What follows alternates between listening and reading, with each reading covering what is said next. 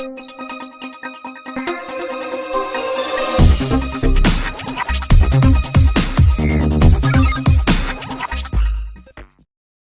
दोस्तों। कल हमने जाना कि भीम महाभारत के पांडवों में से एक थे, जिन्हें उनकी असाधारण शक्ति और वीरता के लिए जाना जाता है।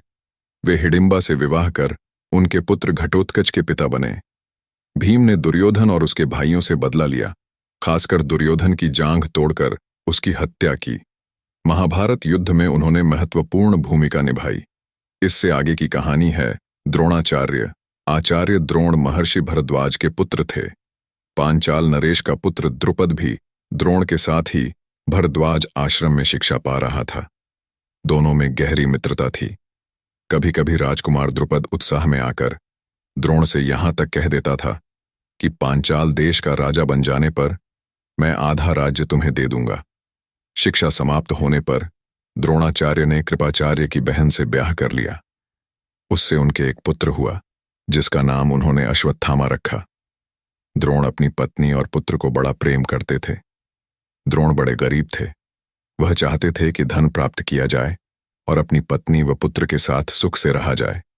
उन्हें खबर लगी कि परशुराम अपनी सारी संपत्ति गरीब ब्राह्मणों को बांट रहे हैं, तो भागे भागे उनके पास गए। लेकिन उनके पहुंचने तक परशुराम अपनी सारी संपत्ति वितरित कर चुके थे और वनगमन की तैयारी कर रहे थे।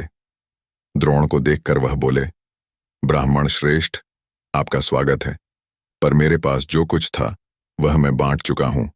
अब यह मेरा शरीर और धनुर्विद्या ही है। बताइए, मैं आपके लिए क्या करूं? तब द्रोण ने उनसे सारे अस्त्रों के प्रयोग तथा रहस्य सिखाने की प्रार्थना की। परशुराम ने यह प्रार्थना स्वीकार कर ली और द्रोण को धनुर्विद्या की पूरी शिक्षा दे दी।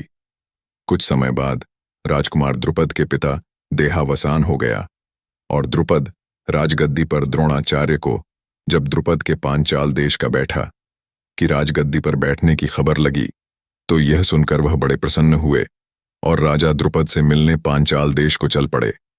उन्हें गुरु के आश्रम में द्रुपद की लड़कपन में की गई बातचीत याद थी।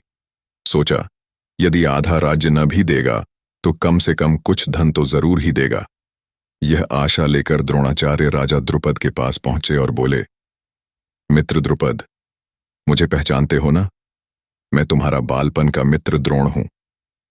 ऐश्वर्य के मद में मत्त हुए राजा द्रुपद को द्रोणाचार्य का आना बुरा लगा और द्रोण का अपने साथ मित्र का सा व्यवहार करना तो और भी अखरा।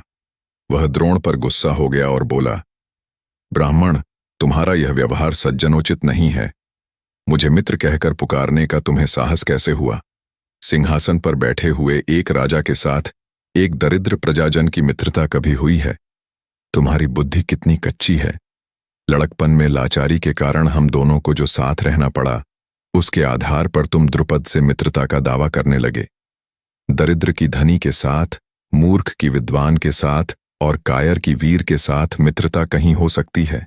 मित्रता बराबरी की हैसियत वालों में ही होती है। जो किसी राज्य का स्वामी न हो, वह राजा का मित्र कभी नहीं हो सकता।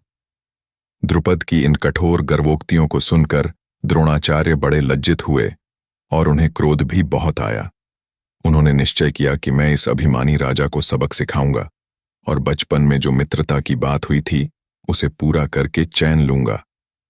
वह हस्तिनापुर पहुंचे और वहां अपनी पत्नी के भाई कृपाचार्य के यहां गुप्त रूप से रहने लगे। एक रोज हस्तिनापुर के राजकुमार नगर से बाहर कहीं गेंद खेल रहे थे कि इतने में उनकी गेंद एक कुएं में जा गिरी। युधिष्ठिर उसको निकालने का प्रयत्न करने लगे तो उनकी अंगूठी भी कुएं में गिर पड़ी।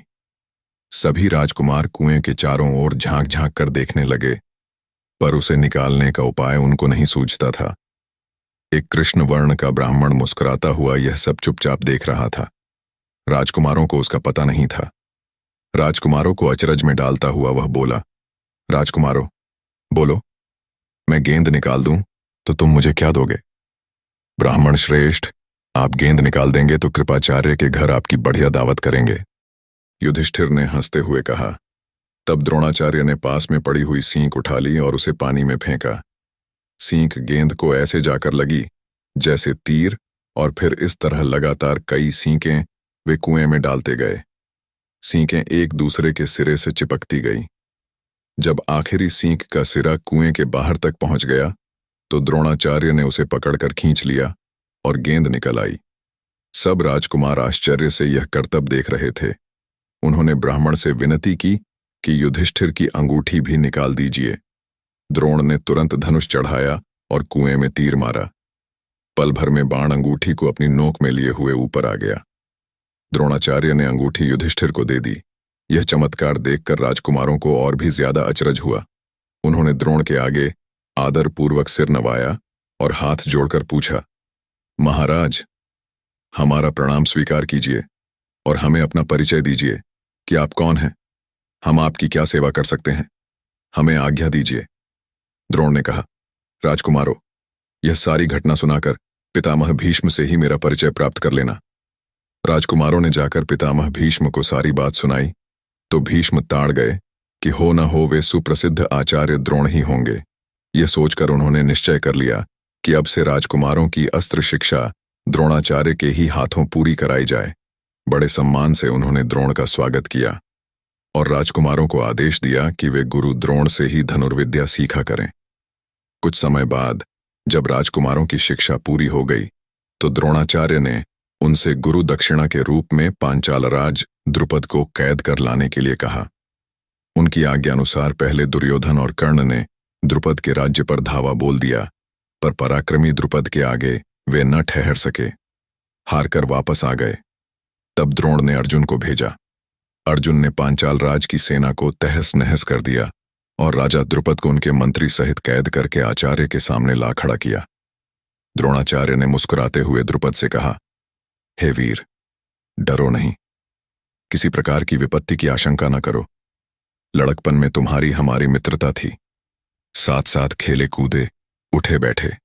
बाद में जब तुम राजा बन गए तो ऐश्वर्य के मद में आकर तुम मुझे भूल गए और मेरा अपमान किया। तुमने कहा था कि राजा ही राजा के साथ मित्रता कर सकता है, इसी कारण मुझे युद्ध करके तुम्हारा राज्य छीनना पड़ा। परंतु मैं तो तुम्हारे साथ मित्रता ही करना चाहता हूं, इसलिए आधा राज्य तुम्हें वापस लौटा देता हूं, क्योंकि मेरा मित्र बनने के लिए भी तो तुम्हें राज्य चाहिए ना। मित्रता तो बराबरी की हैसियत वालों में ही हो सकती है। द्रोणाचार्य ने इसे अपने अपमान का काफी बदला समझा कठिन होता है। द्रोण से बदला लेने की भावना द्रुपद के जीवन का लक्ष्य बन गई। उसने कई कठोर व्रत और तप इस कामना से किए कि उसे एक ऐसा पुत्र हो जो द्रोण को मार सके, साथ ही एक ऐसी कन्या हो जो अर्जुन को ब्याही जा सके। आखिर उसकी कामना पूरी हुई। उसके धृष्टद्युम्न नामक एक पुत्र हुआ और द्रौपदी नाम की एक कन्या। आगे चलकर कुरुक्षेत्र की रणभूमि में अजेय द्रोणाचार्य इसी धृष्टद्युम्न के हाथों मारे गए थे और उन्होंने द्रुपद को बड़े सम्मान के साथ विदा किया। इस प्रकार राजा द्रुपद का गर्व चूर हो गया, लेकिन बदले से घृणा दूर नहीं होती। किसी के अभिमान को ठेस लगने पर जो पीड़ा होती है उसे सहन करना बड़ा। दोस्तों, हमारी ऐसी कहानियां सुनने के लिए हमारे चैनल को सब्सक्राइब जरूर करें।